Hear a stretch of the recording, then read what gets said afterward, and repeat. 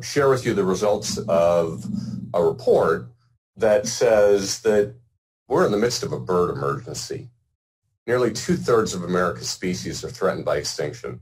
And this isn't just about birds, it's about the ecosystems that we share with them, because birds have always been the indicators of the health of nature and important ecosystems. So this is as much about the future that we face and that our children face as it is about the future that birds face. So let's go right away to the presentation. We're going to spend about 20 minutes, and then we're looking forward to answering your questions. So the first takeaway on this presentation is that 2/3 of North American bird species are at risk. We looked at 603 species, and 389 could lose more than 50% of the places they need to live by 2080. Takeaway number 2, and we'll make this presentation available online. The good news is that actions matter, that if we can hold the increase in temperature to 1.5 degrees centigrade instead of 3 degrees centigrade, that we can improve the chances for 3/4 of the species at risk. And we're going to give people the tool, a brand new tool, first of its kind tool, where they're going to be able to see the future of birds in their communities and their backyards. One of the really amazing things about birds that the 46 million people in America who love birds know is that birds personalize and localize climate change. As a former reporter myself, I would emphasize that again. Birds localize and personalize climate change. The third takeaway is that we looked at these different scenarios, and we'll show you how with on an interactive website, you'll be able to look at different climate scenarios. It's really, this is a very important point, that we looked at 9 different threats that help flesh out what might happen to birds in the future. It's not enough to just understand where birds are. We used 140 million bird records, and Brooke will talk about that. We not only looked at bird records, but we looked at the things that have an impact on birds, like fire weather and intense heat and sea level rise. So we were able to overlay these 9 threats on top of bird distribution data. It's a really important piece of this study. It's new, and it hasn't been done before. Takeaway number 4, every bird species will experience some kind of impact from climate change. Nobody gets a pass on this. 1/4 of state birds could lose the majority of their range at 3 degrees centigrade increase. And the last takeaway is that we already know that what we need to do to help protect the places that birds need. Audubon's approach to climate change started in 2014 with the first version of this study. And since then, we have had these 2 straightforward action steps for our 1.7 million members and the 47 million people in America who love birds. Number 1, protect the places that birds need now and are going to need in the future. And 2, address the underlying causes of climate change. So this science is a brand new way of assessing vulnerability, as I said. With the increase in machine learning and the ability to use massive data sets, we're able to look at these predictions in much finer detail. In addition to that, we've added these 9 overlays, and you'll see that when they add up, that there are species that are affected by 2, 3, 4, and 5 of these huge threats, and it becomes very understandable for anyone to see what the future of birds and people could look like with this range of threats. There was a report a few weeks ago that many of you saw and had a huge impact on the public about what's happened to birds over the last 50 years, the loss of 3 billion birds. Today we're pivoting to the future and looking at what could happen to birds through the rest of the century, and it's even more alarming. Let me turn this over to Dr. Brooke Bateman. Thank you, David. So I wanted to talk a little bit about the science that went into this report. And the first part is the amount of data that went into this report. So we really have a comprehensive curated list for 604 bird species in North America. And this is just a snapshot picture here of 10,000 of the 140 million records that we curated from over 70 different data sources for birds in North America. So no one has really assembled a larger data set for birds from this many diverse sources when looking at the impacts of climate change on birds. And we have better coverage in areas such as Alaska, Canada, and Mexico. And so this is a big picture of when we looked at these bird occurrences and related them to different climate and habitat features of where we're going to see the biggest losses or gains in birds across North America. And so this is looking at our two different scenarios, our 1.5 degree scenario as well as our 3 degree scenario. And what you can see is that in the breeding season in the summer, we have up to 87 species lost. And across most of North America and most of the US and Mexico, you see a strong pattern of species being lost from locations across North America. And as species are shifting northward and pushed towards the Arctic, you can see that we have a majority of our species gains in the northern part of North America. So this is an example of how species are affected by climate change using the wood thrush as an example. What you can see is that with our models, we've developed the current range for the species where you can understand where that species occurs presently. And then looking into the future, where our climate change projections anticipate them to be in the future. And what we can see is in areas that are red, areas where the species is anticipated to lose range, where those areas are going to be no longer suitable. And what we can see is that 3 degree scenario, if we continue as business as usual and not do anything about climate change, then the wood thrush is going to be considered highly vulnerable to climate change, with a large portion of its range considered no longer suitable. However, if we can stabilize global warming, then the majority of the species range will be stable, and the species is considered low vulnerability to climate change. And this is the assessment that we did for 604 species across North America. And you can see how much range loss these species have and how that contributes to their vulnerability. So the science is also new in terms of the information that we fed into the models. We not only have the newest climate assessment data from the IPCC, the Intergovernmental Panel on Climate Change, we also have information that's relevant for birds in terms of their habitat. So we have climate data available at the full North America extent at a really detailed resolution of 1 kilometer. And we have that in both summer and winter.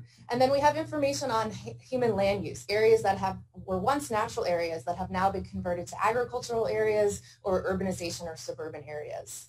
And we've also included information on vegetation and how those vegetation communities are expected to change with climate change into the future. And then for some of our specific birds that occur in certain habitat groups, we've included information like global surface water, which is important for waterfowl and marsh birds in terms of where their habitat occurs in the landscape.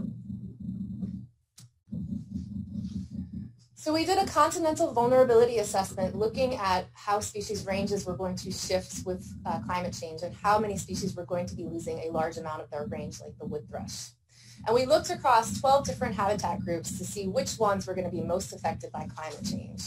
What you can see here is that our bird habitat groupings, not all of the groups will be affected by climate change equally. Our most vulnerable groups by percentage of species include the Arctic, which has 100% of its species vulnerable, the boreal forest, the western forest, and water birds. But some of our other groups, including coastal, eastern forests, our grassland species, and our subtropical forests, are also highly vulnerable, with over 50% of these species vulnerable to climate change. It's not surprising that the Arctic and boreal show up as being the most vulnerable. These areas are changing rapidly with climate change. So moving beyond just looking at where birds are going to have to shift their ranges to stay within the suitable conditions for climate change, we also wanted to look at things beyond just temperature and precipitation and vegetation. We wanted to look at climate change related threats that birds and people in the places that birds use will also be affected by climate change. And so we looked at individual threats such as persistent threats that once they happen, they will continue to happen in the landscape, such as sea level rise, urbanization, and cropland expansion. We also looked at factors of persistent intermittent climate change, where you will have an event that could come and go, but it still has a huge effect on birds and their populations. And this includes extreme spring heat, spring drought, fire weather, heavy rains, and false springs. Now, any one of these threats individually can have a huge effect and detrimental effect on species across the country. But what we wanted to understand is how these threats were going to affect locations that, and places that birds use. And what we found is that, particularly if we continue with business as usual with our climate change emissions, we are going to see multiple cumulative threats across the country. And so 98% of the lower 48 states will be affected by at least one threat at the 3 degree scenario. And you can see here that many locations will be facing 3, 4, 5, or 6 threats. And the brighter the orange, the more threats that that particular location will be experiencing. And so this is for birds and people. And what you can see is that if we can stabilize climate change, that 1.5 degree scenario, we will see a lot less of the country facing multiple threats. And you can see a lot less facing the threats in general. And so this also affects birds, like David mentioned earlier. At 3 degrees Celsius, 305 species will be facing 3 or more threats, and at 1.5, only 34 would. And that includes species like our coastal group that are going to be facing 4 or more threats for the majority of their species. So we also wanted to understand where birds were most at risk from climate change and climate change related threats. And so we looked at areas that were important for birds because multiple birds live in these locations, and many of these birds are considered vulnerable. So these are areas that are of high conservation concern for birds, but are also going to be faced by multiple climate change related threats. And here you can see where risk to birds is highest at our high scenario. And what we found is that over 90% of the lower 48 states, we could reduce the risk for birds. And many of these places will be 50% or more better off if we can do something about climate change now. Thank you. Thanks, Brooke.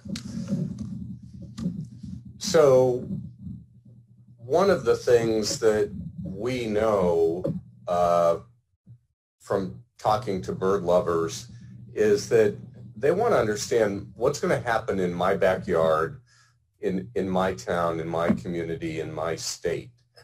And so, and they want to know, what can I do?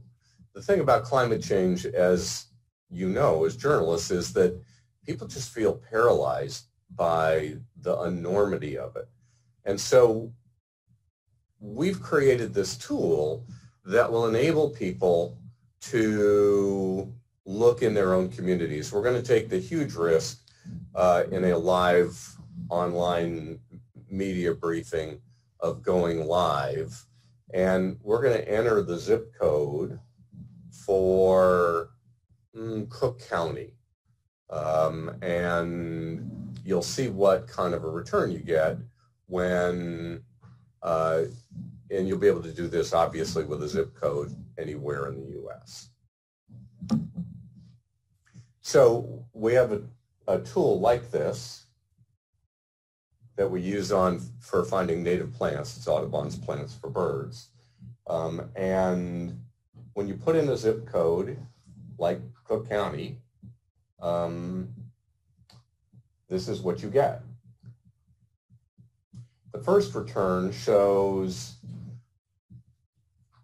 which species are highly vulnerable, which are moderately vulnerable, and which are less vulnerable. And you can knock around this site and see, well, how does that change if temperature rise can be held at just 1.5 degrees Celsius?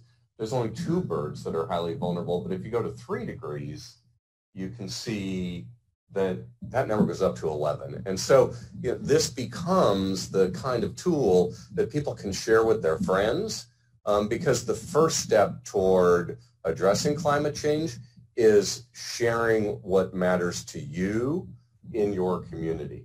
As you go down this page, you'll see what happens to the hallmark species in any particular region. In our Great Lakes office, the indigo bunting is the primary species, and you can see what's going to happen to that species under these different scenarios. And then you can also see what's going to happen to different families or guilds, is the technical description of birds in that zip code. And those ranges move, and it's pretty vivid, and it's really deeply engaging. And then, of course, you can see what the number of threats are facing birds in Cook County. And at 1.5 degrees, you can see that there are 1 or 2 in some places, but then at 3 degrees, that goes up to 4 threats. So this is vivid. It's highly searchable. It's shareable. It's meant to create a conversation and to create common understanding, because Audubon's view around climate solutions is that we are not wedded to any particular dogma or any particular solution other than getting to the Paris numbers or below by 2050 in order to hold emissions to 1.5 degrees centigrade. These are the different climate threats that you've seen. And then on the bottom of this page, for every zip code, there will be 4 specific actions that you can take, that anybody can take, to help address these threats to birds. In addition to that, Audubon Magazine, which has devoted an entire issue to this special report, will have online in a week a very deep website about all the different actions that can be taken, and the magazine will be online today, and it'll be available in PDF format. I also want to mention that the report itself is available as a PDF online. It's also available in Spanish in PDF form, and our website is also available in Spanish, and the entire climate report will be loaded in Spanish within the next month or 2.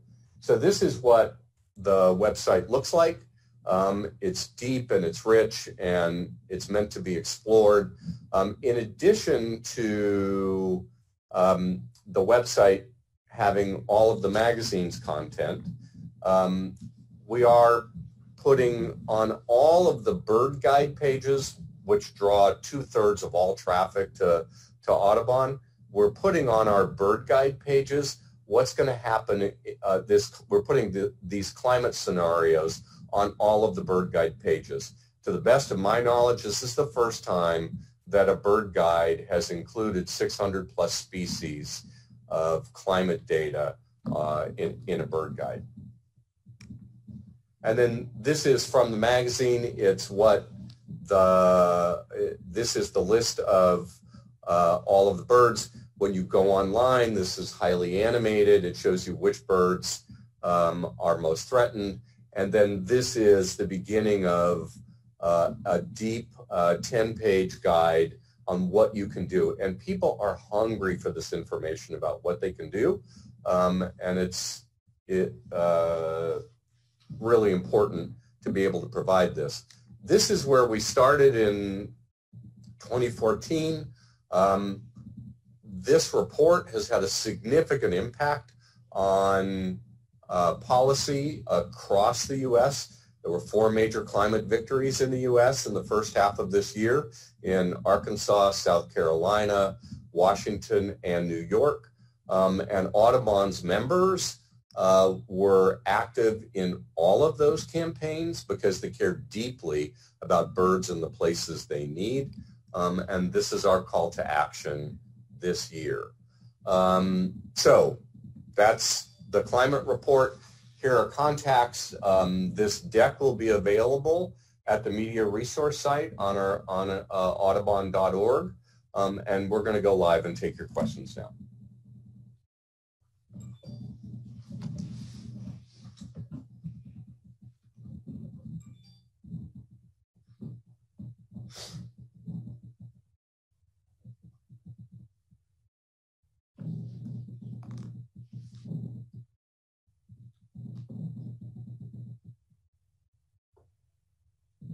So while we're waiting for those questions to come in, Brooke, you've had a chance to share this. There was a piece on CNN this morning.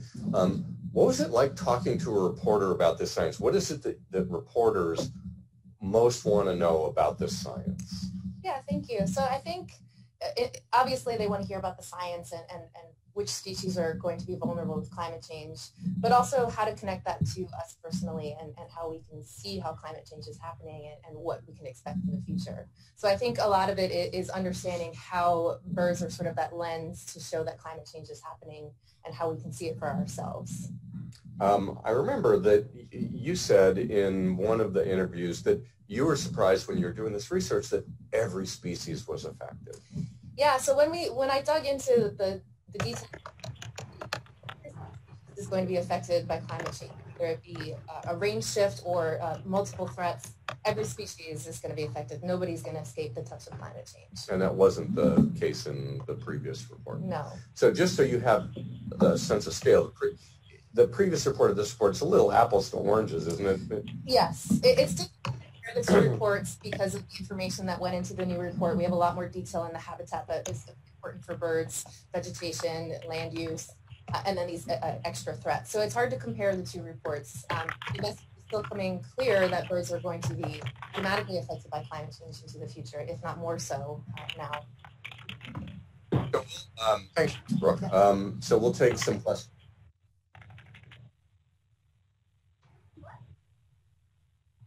Steve Holt at AMC. I see your hand raised. Yeah. Hi, can you hear me? Yes. Great. Yeah, so I'm with Appalachian Mountain Club here in the Northeast.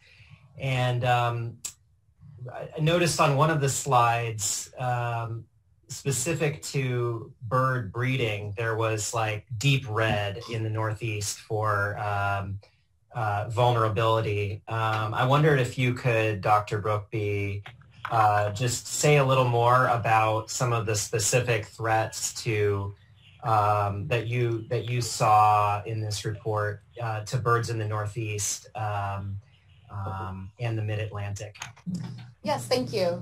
So the first component would be the range shifts. You do see the map that shows that there's going to be strong range losses, lots of species being lost from particular locations in the Northeast, across most of the U.S., in fact. But then you add on the extra threats of, in the Northeast and the Mid-Atlantic in particular, you add sea level rise, you add extreme heat, you add heavy rainfall, and you also add urbanization and changes in land cover. And so I think that you're seeing birds having to move to keep up with changing climate conditions, and then on top of that, all of these threats, and some of them are going to create habitat loss, and others are going to wreak havoc on breeding populations and nesting success as well as survival. So we'll take another question, but let me ask you to mute if you're not actually talking. We're enjoying hearing you typing. We all do it. So next question, please. We've got Adam from E&E in the chat box. Could the 1.5C scenario underestimate the impact on birds from mitigation measures, i.e. land use changes from increasing biofuels and solar projects and wind? Yeah, I'm trying to get my head around that question. Can you rephrase that for me? Could the 1.5C scenario underestimate the impact on birds from mitigation measures, i.e. land use changes from increasing biofuels and solar projects and wind energy? So I think that the 1.5 scenario gives us a sort of best picture, a best scenario of what could happen if we do stabilize climate change. I mean, if we do take measures that help curb emissions, I think that this is still looking at the sort of best case scenario. It looks like 1.5 is where we're headed. And if we can do everything that we can possible to improve our use on renewable energies and cut back emissions, I think that this is where we can be hopeful to stabilize things. I wonder if that question was, is it possible that in doing things to mitigate climate change, like more renewables, that it might actually increase the impact on birds? So I personally think that the threat of climate change is much worse than anything that would happen from renewable energies on the landscape. We're talking about entire species ranges being lost compared to certain things that could happen within renewable energy locations, and we can use this information to be mindful about where we place those particular energy siting locations. I still think that this is where we're looking. If we don't do something about climate change, it's going to be much worse. Climate change is a much broader threat than what could happen before that. I get asked that question every now and then. Somebody will ask, why would Audubon support wind power if it kills a single bird? And first of all, we think that well-sited renewables are key. I feel deep pain for the loss of any bird, but species level extinction is a much greater threat. And Audubon is all in on renewables. Question? Got Frank at the Philly Inquirer, who is asking if you can provide the year we're using for the 1.5 and 3 C temp rise. Is that? Yep. Yeah, so we matched our science and the scenarios that we used with some of the information from the IPCC's report. And so the 1.5 degrees Celsius scenario is a mid-century, so between the 2030s and more likely the 2050s is 1.5 degrees. 2 degrees is also a mid-century scenario. The difference between 1.5 and 2 is that 1.5 has a lot of emissions, cutting back on emissions, whereas the 2 degrees does not. And then the 3 degree scenario is an end of century scenario. It's a conservative estimate of what could happen if we don't do anything about climate change. Doyle from USA Today is asking, what are some of the bird types or species most at risk? So when we looked across our different groups that we modeled the species within, our boreal forest birds and our Arctic birds were the most vulnerable, but so were our water birds, our grassland birds, our western forests, coastal birds. These were some of the groups that come out as having the most amount of climate change risk in terms of having to shift their ranges. And so I did mention that the Arctic and the boreal are warming much faster than the rest of the world. These are areas where at the pace of climate change, we're already seeing it. But then when you look at things like the climate-related threats, then groups like coastal birds really pop up as being highly vulnerable to climate change in the sense that more than 50% of the species will have to shift their ranges. And then on top of that, they're dealing with sea level rise and urbanization, meaning that their habitat is going to be sort of squeezed from both the oceans and from inland from the pressures of habitat change from those two threats. And then add on top of it heavy rainfall, fire risk, extreme heat. So that group is one group I would like to highlight as having multiple stressors with climate change. It's also worth noting that birds are hardy and they're unpredictable, and this modeling is inherently conservative.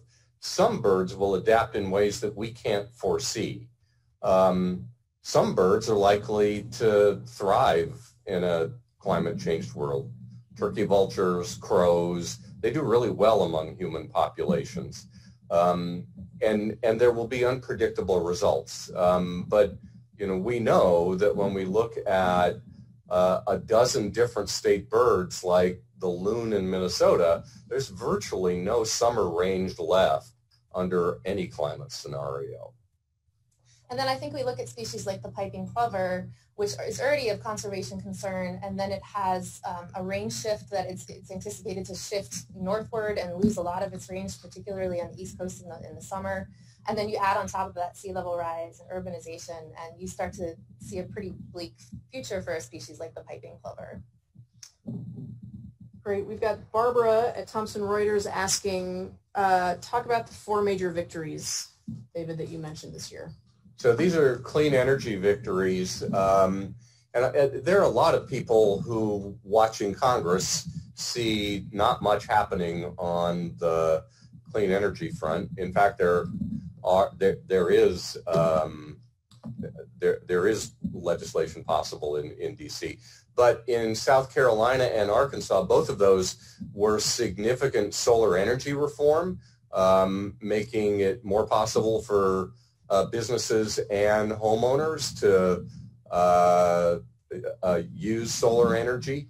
In Washington, it was 100% clean energy commitment by 2045. And in New York, it's the most ambitious climate mitigation plan in America with a lot of details TBD.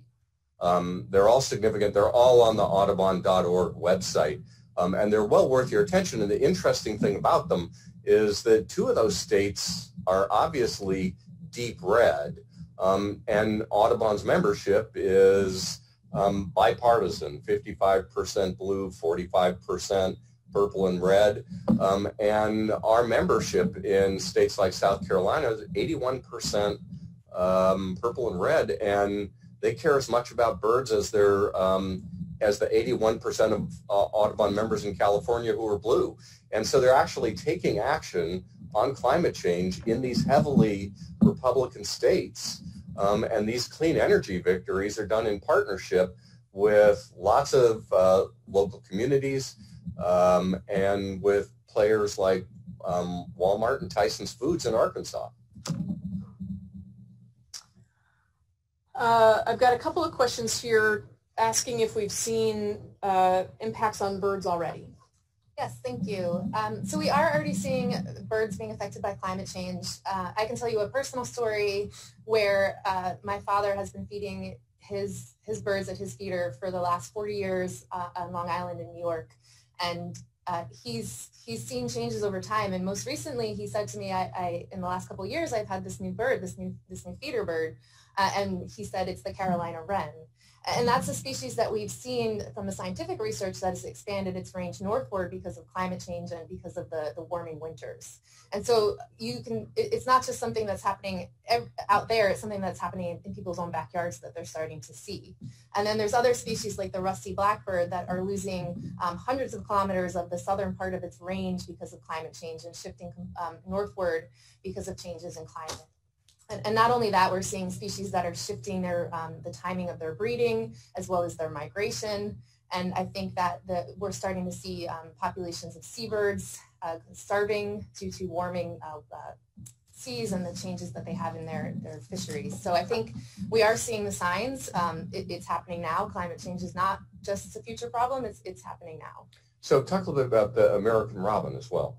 Yeah, so the American robin, it's one of those species that everybody thinks of as the bringer of spring. And so when the American robin shows up, then spring is here. But with the warming winters, we're actually seeing robins not moving south as much. They're not migrating south. They're actually overwintering in areas and sticking around through the winter. And so we're seeing complete changes in terms of our birds even migrating at all. And we're going to be seeing more of this species just not disappearing in winter and migrating. Thanks, Brooke. So let me wrap up by offering just a few thoughts. This is a bird emergency, as I said at the outset,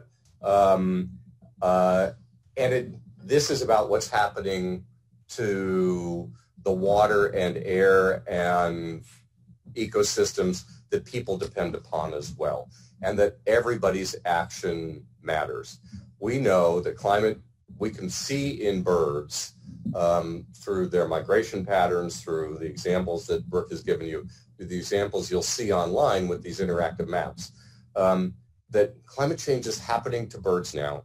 It's happening in people's backyards, in your communities, and you can localize this. And it's happening to birds that people care about and can relate to personally. So thanks for your interest in this. We're available after this for one-on-one questions. We appreciate you taking the time and spreading the word. Thanks a bunch. Thank you.